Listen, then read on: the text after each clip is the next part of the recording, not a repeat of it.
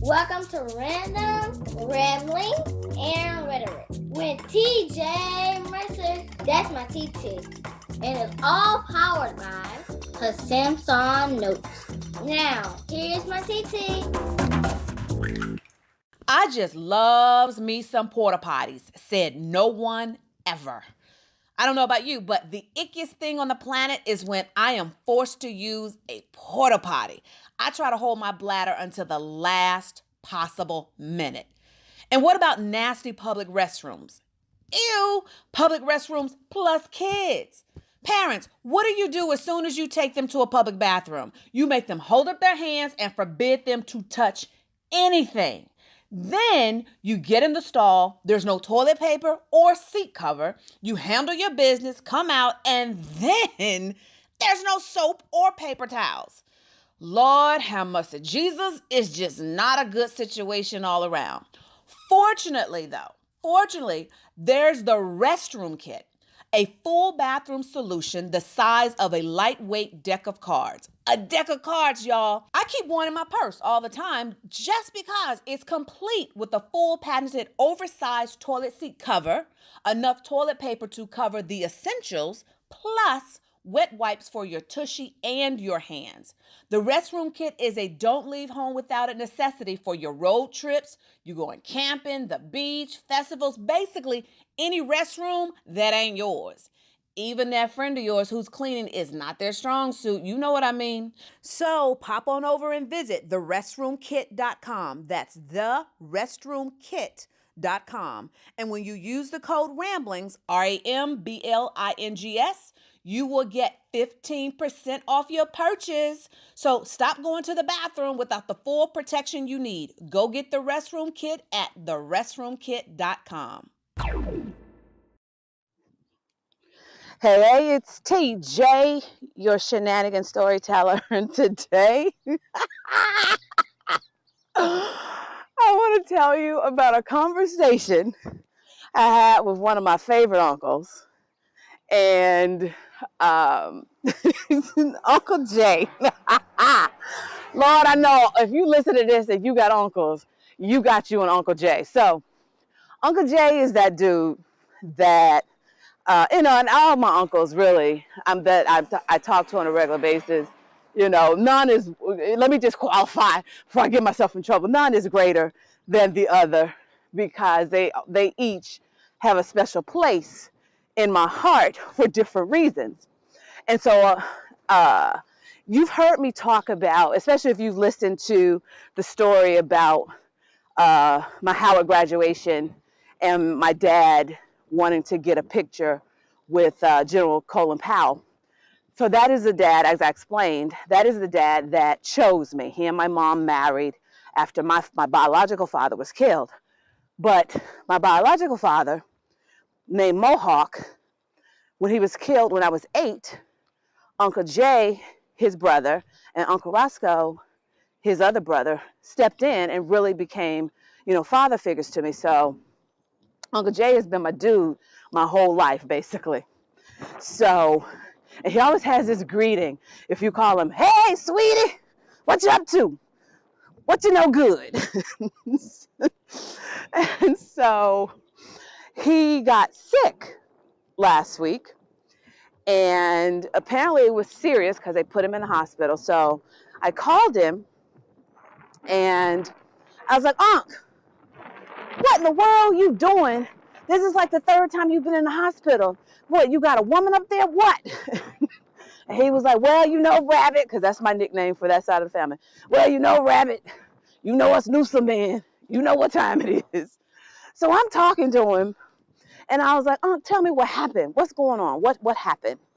So, without revealing his medical condition, it was serious enough that the doctor tried to get in touch with his daughter, my cousin, and couldn't. So he told my uncle, well, Mr. Newsom, I'm going to send an ambulance for you. My crazy uncle was like, no, that's a bunch of wasted money. I'll find my own way. I ain't giving the ambulance $500.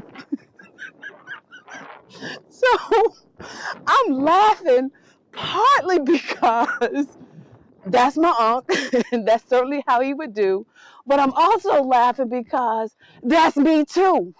Because, it's not funny, but if you know me, my way of surviving things or getting through things is kind of just going for humor. So I told part of this story on Facebook Live a few weeks ago, but when Unc did it, it reminded me like, okay, I got to tell my podcast listeners because if you don't know, I lost my daughter, and I was pregnant with her, and she ultimately ended up being stillborn. So the night that my water prematurely broke, long story short, ambulance had to be called.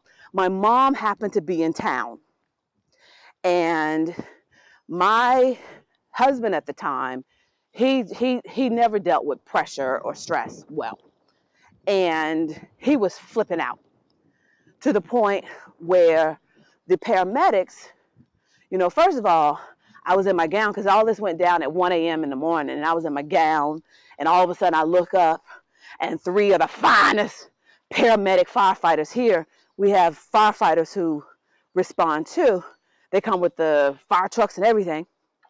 And when I'm saying here, I mean here in LA.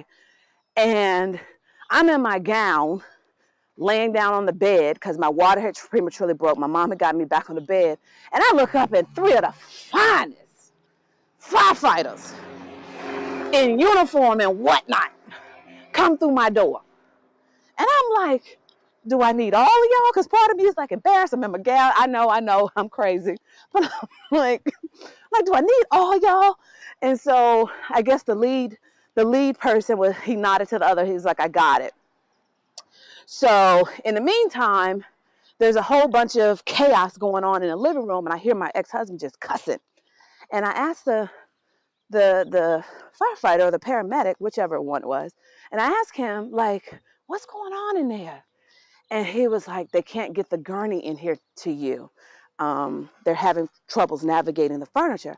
And I was like, will it make it easier if I try to walk? And he was like, if you can, yeah, then we can get you moving sooner. So I was like, okay. So and this was back in 2006. So cell phones, they were out, but we weren't glued to them. So my mother's standing at the entrance of the door as we're exiting. And I look at her, and I just knew, I knew I lost my baby. I just knew it. But I mouthed to my mother, don't tell my husband because he really gonna lose it. And she was like, what do you want me to bring? And I was like, my laptop.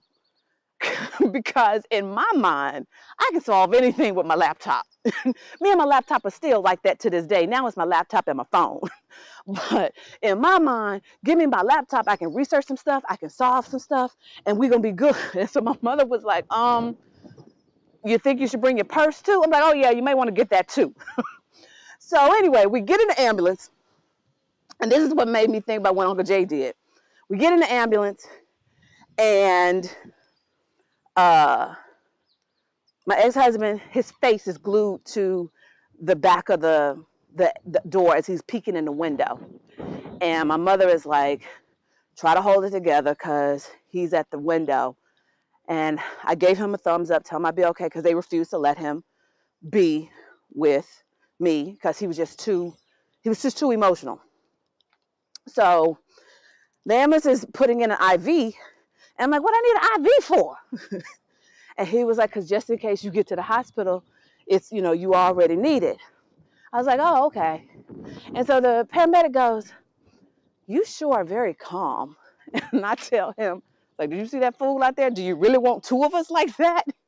And so you could tell the paramedic had no idea what to, because I'm still, trauma is happening to me, but I also surrender my life to God. And whatever God wants, he'll equip me to deal with it. So that's why I tend to go into, just still processing pain, but still, being humorous.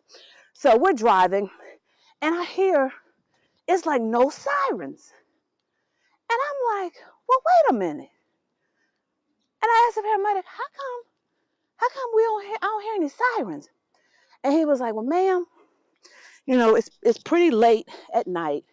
So we usually only run the sirens, in the daytime where it's traffic. And I was like, oh, wait a minute. Hold up. You mean to tell me that this ambulance ride is going to cost me at least $1,500? Because, see, I know what my health insurance deductible is. It's going to cost me the first $1,500 is going to have to come out of my pocket. And you mean to tell me I don't get a whoop whoop? I was like, no, I need a whoop whoop. I need something. And so, again, he's looking at me like, I don't. So he just he bangs on the window, and whatever the guy, he's like, Mike, when we get closer to the hospital, can you hit the siren? And I'm sure Mike was like, okay. So the paramedic looks at me, he goes, is that okay? I'm like, yes, I need my whoop, whoop, whoop, whoop, whoop, whoop. I need that to complete this journey. And so lo and behold, we actually get to the hospital, and I hear woo, woo, woo, woo. And even though I'm in the midst of trauma, I'm settled because this ambulance ride that's going to cost me $1,500, at least I feel like I got the full treatment.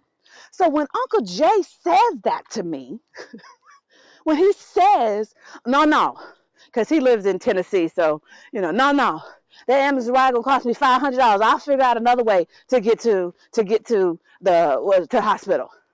And that's what he did. So I guess I have it in me to be conscious of things that I have to pay for that's not necessary. But then get this, I'll leave you with this. So get this, I'm talking to Unc. He's bringing me up to speed. What's going on? And then all of a sudden, I guess a woman walks in the room, and he starts explaining, yeah, I'm talking to my niece Rabbit. She out there in California. And I hear the woman go, oh, that's so nice. So Unc, he patiently, quick. I ain't gonna say patiently. He starts quickly answering my other questions, and all of a sudden he goes, all right, let me talk to this woman who came in. I'll talk to you later. Uncle Jay, love you. Bye. All in one sentence. And I was like, that's my Unc. I love him to death. He has always been there for me. And I just come from a crazy family. Now, I know I ain't the only one that got crazy family members that had you in stitches. So before you go judging me and my family, you better take a closer look at what's going on in yours. But in the meantime, I'm going to keep on going on my daily walk, where you can find me all the time. You go out and make God smile. I'm going to make him laugh. Don't forget to subscribe, to review, and to share. All right, talk to you later, guys. Bye. Well, that's it. Hopefully you enjoyed what my TT shared with you. And like she always says, let's go out and make God smile. And don't forget to hug somebody. It's T2 Mercer signing off now. See y'all later.